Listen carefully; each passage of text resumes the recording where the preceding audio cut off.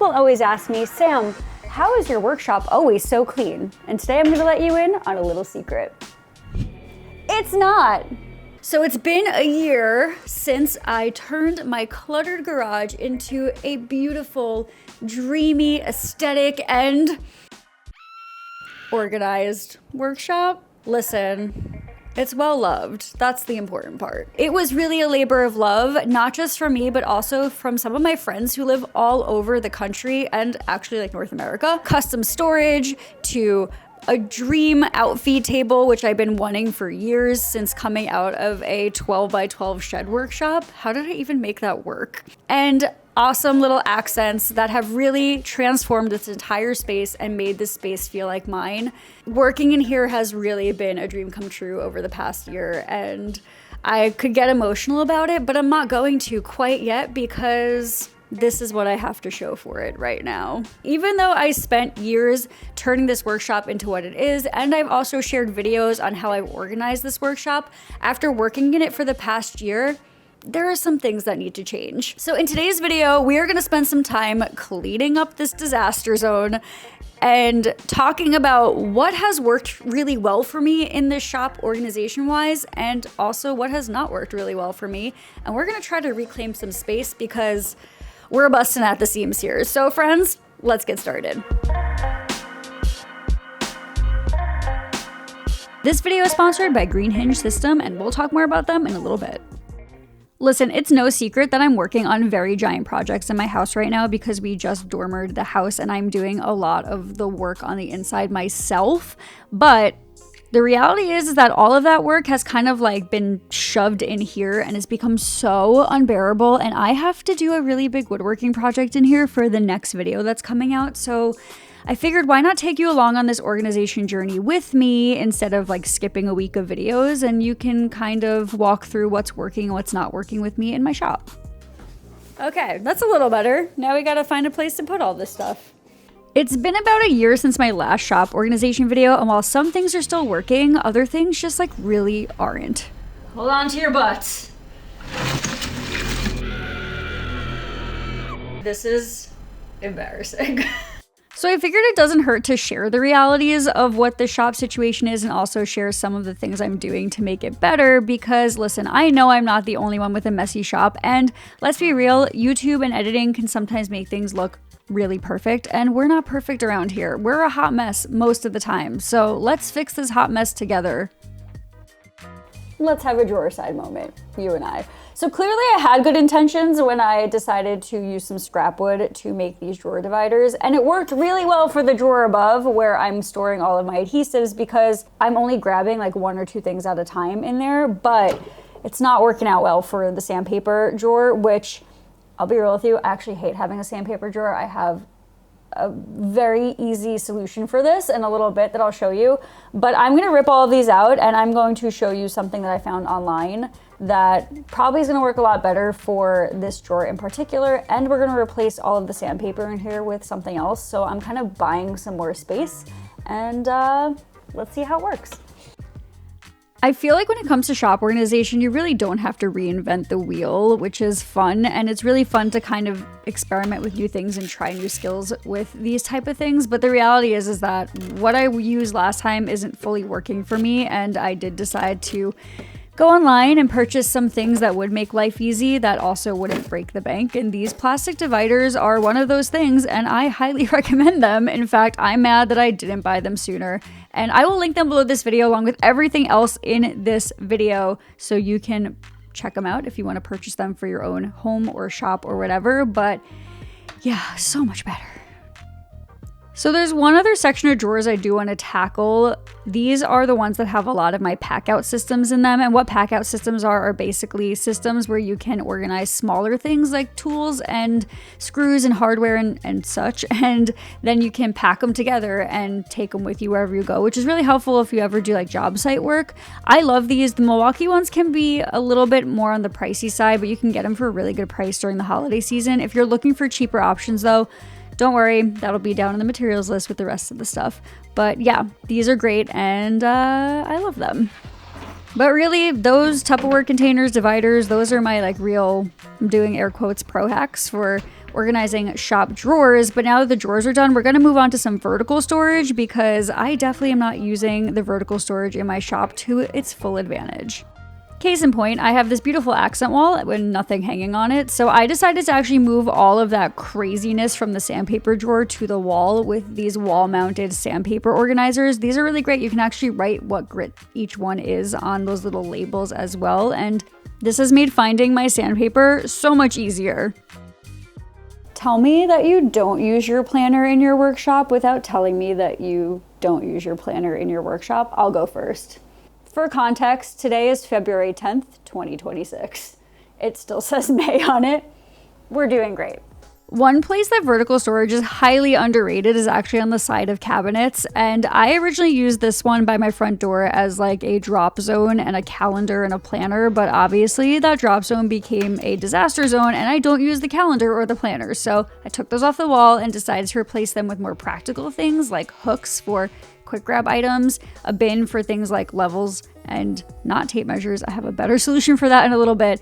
And I just did add a small chalkboard for like a to-do list because I do like that. And yeah, just like a nice little spot to organize some things. And actually halfway through this video, I moved some of those things around to other places and we'll get there when we get there. But one of those is these tape measures. These hangers are just such a better solution. And I think even Arrow agrees that they're a better solution. Arrow approved. Yeah, cool. So I feel like I can't talk about organizing my garage workshop without talking about how I'm going to fix what has frankly been a very annoying problem in my garage workshop since I renovated the entire thing, and that is my garage door. Now, hear me out. I love my garage door. It is like the garage door of my dreams, which is so weird to say that I have a garage door of my dreams, but it is. And I'm not in the market or interested in replacing the door, but what I will say is that she's drafty. And I'm not just talking about in the winter, I'm talking about in the summer as well. I do have climate control in this workshop. And yes, I know my ceiling is not insulated. I know that that is like the one thing that I was not willing to compromise on in this entire shop. But what I do know is that there are things that are going to make my life a lot easier and help keep those drafts out. And one of those things is replacing the original garage door hinges with the Green Hinge System. So how the Green Hinge System works is there is a spring in the hinges that puts tension against the track and the rollers, which then pushes the garage door tight to the door frame and the seals. And by doing this, it then saves on energy costs and improves the comfort of the room because then it's basically stopping all of those drafty airflows from coming in through the sides of the door. And honestly, these are pretty foolproof, which makes installation so much easier. The holes in the Green Hinge System match up with the holes from the existing hinges, and then you remove the existing hinges one by one, starting from the bottom up, and then replace them with this system. Now, this system also actually has a self-adjusting hinge, which is really great because once you put the rollers into the tubing that's by the hinge, it'll do what it needs to do, and it can close gaps up to 1/4 inch. These are super easy to install. Not only do they come with full instructions, I used the same hardware as the original hinges, so there was no guesswork. And the best part about it is I don't have to replace my garage door or get any special seals or ruin the aesthetics of what this door looks like because these hinges were actually able to close up that gap and make that draft go away. And just like a little fun fact, as I'm doing this voiceover, we literally have a blizzard happening outside. It's like the worst snowstorm that we've seen in decades. And I've been in and out of the garage all day kind of prepping for this storm, and I have felt a noticeable difference in how cold it is in there. The climate control is actually working well, even with the like 40-mile-per-hour winds that we're having right now. Which is great because it means that whatever gapping was in my sides of my garage door is now closed up, and these hinges actually are doing the dang thing. So yeah, if you have a garage door, like literally any garage door, and or you use your garage space, I highly recommend these. You can buy them in different packs that are for whatever size door that you have. They took me like honestly maybe 20 minutes tops to install. And I really noticed a huge difference. I'm actually excited to even see what kind of difference they make in the summer seasons and also see if I get less bugs in this space, because somehow spiders just love to find their way into the shop in the warm weather. So if you're interested in checking out these hinges or grabbing a set for your own door, I will leave a link below this video. Really is a much better system than having to consistently replace any weather stripping around the door. It is made of 12 gauge powder coated steel, it's heavy duty, and it fits most residential and commercial doors, and you really only have to do the work once to get the maximum benefits, so that's a win in my book. P.S. I didn't mention this before, but actually my door is opening a lot quieter now, which has been good too, so extra bonus. But now that the garage door is maintained, we are able to actually work in here comfortably again. Everything is clean and dusted and ready to go on this front. It's time to focus on figuring out what the heck is going on in the rest of this space. Because this garage is already kind of cramped, another big issue I've had is the cord and vacuum hose management. It's wild. I don't know how many times I've tripped over these things, but it's embarrassing. So I finally decided to do something about it, and first we're going to start with the cords because this is a really easy fix. I decided to purchase a cord reel where I can hang it on the bottom side of my cabinet and I can pull out the cord when I need it and it retracts when I don't, and this has been an actual lifesaver. No, like really a lifesaver. I've stopped tripping on the cords in my shop. I've seen a lot of people put these in their ceilings actually, which I think is cool. My ceiling is too high for one of these, so putting it underneath my miter saw station was kind of the best other option, and it really fits perfectly tucked away in there. Now for the hose storage for the vacuums, I had a much simpler solution. I went to Home Depot and I bought basically these hooks that you can hang quite literally anything on, and then wrapped the vacuum hoses to hang on the hooks. I hung a couple of these underneath my miter saw, but I also hung some of them next to the garage door and took over some of that vertical storage as well. And actually a couple days after filming this, I went back on in and ended up hanging things all the way up to the ceiling and took full advantage of the wall space, which was great because my cabinets are getting full. Now on to the bane of my existence in this entire shop.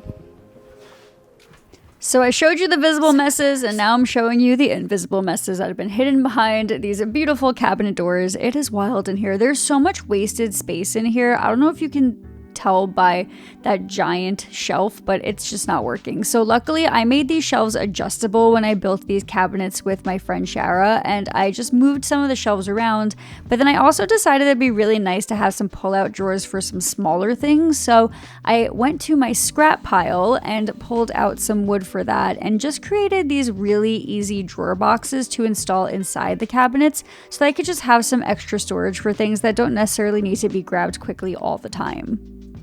And I know you're probably like, well, why don't you just make drawers? And I hear you, but it's kind of nice to have these drawer boxes tucked away inside the cabinet as like an extra additional place to just put things. I'm really happy with this addition. It's really changed things up a lot for me in the space. And also I did add hooks to the cabinet doors as well, which you can kind of see. So I was able to hang things too. And by having the drawer boxes tucked backwards, I'm still able to kind of stack a couple things on the door and then everything still closed really nicely. This really was the thing that changed the game for me in this entire space. I was able to finally get all of the knickknacks and extra tools in place after this, and then the shop was looking really good and ready for my next project. And originally I was gonna actually tackle some extra scrapwood storage ideas, but I built a scrapwood storage cart in my last organization video that I'm still using in the shop today, and it's been so awesome and working out so well. So I have zero complaints about my scrapwood storage, and I will leave a link below this video to that video and to the plans for this storage solution in case you are interested in making one for your own shop. So I know this was just like a quick and dirty video about me organizing my workshop and sharing some of the things that have been working really well and not working well for me. I hope this was helpful to anybody who's looking to organize their own garage workshop. But now that my garage workshop is ready to roll, I can't wait to get in here and start on my next woodworking project. It's gonna be a big, dreamy one. So please make sure to subscribe and click that notification bell so you don't miss it. But until then, friends, happy DIYing.